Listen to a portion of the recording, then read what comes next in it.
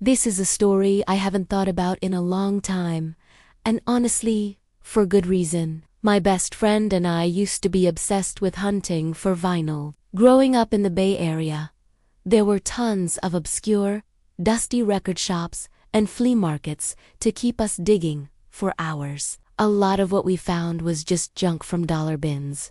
But every now and then, we'd stumble across something really special. There was this one infamous, tiny used bookstore in the East Bay that had been on our radar for a while. It had a notoriously uncatalogued backroom vinyl collection. We'd seen cryptic mentions of it online, and finally decided it was time to check it out. It was me and my best friend, Maya.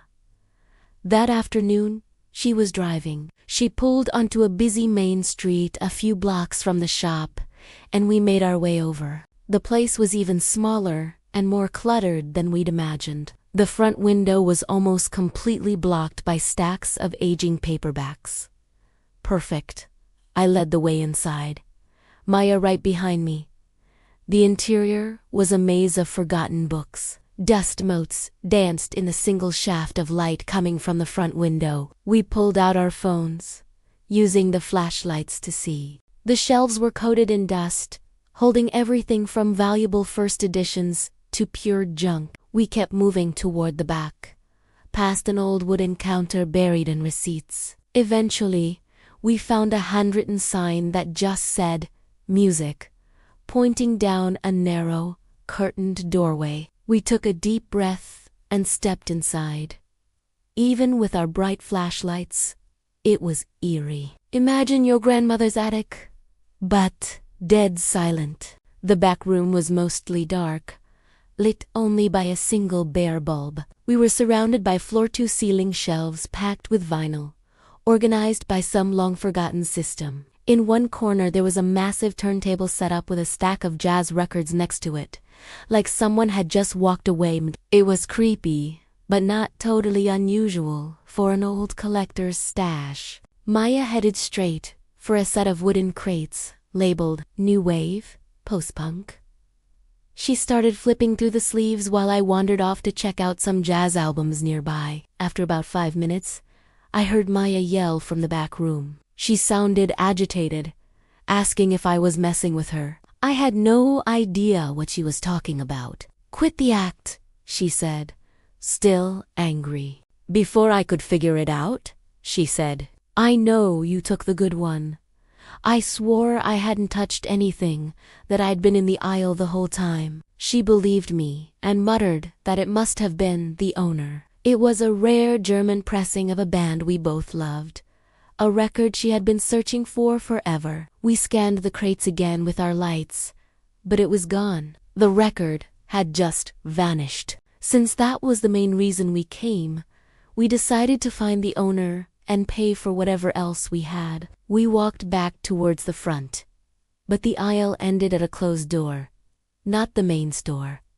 We were lost. We wandered aimlessly, checking different shelves for another way out. At one point, I walked into a small side area and froze. There, on top of a shelf, was the missing record, just sitting there. Maya came in behind me and saw it too. Without hesitating, she grabbed it and said loudly, "What the heck is up with this guy?" I didn't say anything. Even as a joke, it felt like crossing a line. We left the room and started walking down a random aisle in silence, just wanting to get out of there. Suddenly, we heard rapid footsteps thundering toward us from the main store. The owner, a tall, thin man with a wild, wide-eyed look, appeared and frantically motioned for us to follow him. He just yelled, "Run!" And we didn't ask questions. "You just don't."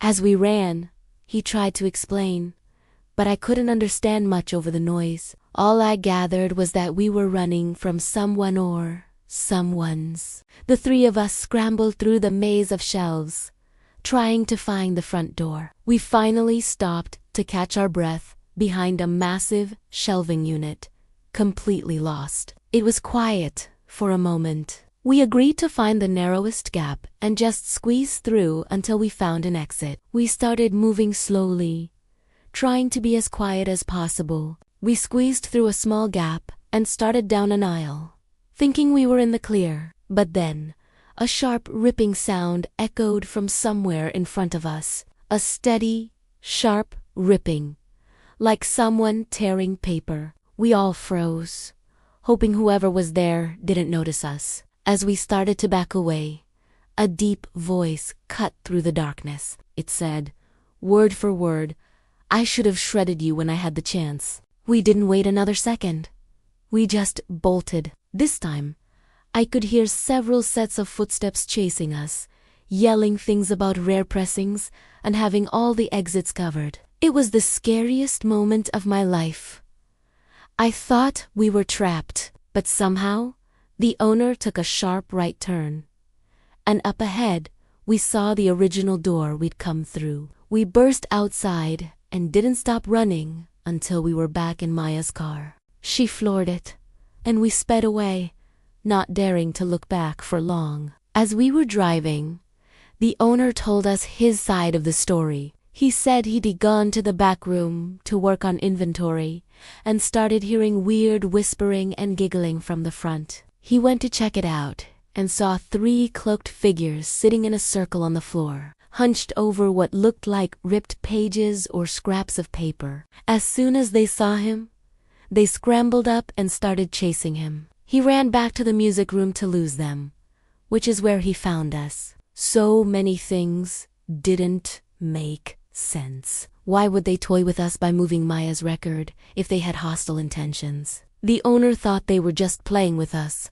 thinking we'd never find our way out. Maya figured the turntable area was where they were planning to destroy the records. And there must have been at least 4 of them, since one was messing with us while the owner saw 3 more. It just didn't add up. It might not sound that scary now, but trust me, if you were there, you would have been terrified. We never went back, but as far as I know, that tiny, creepy bookstore is still there. Thanks for listening to my story. If you have any weird experiences of your own, let me know in the comments. And if you enjoyed this, don't forget to like and subscribe for more. Stay safe out there.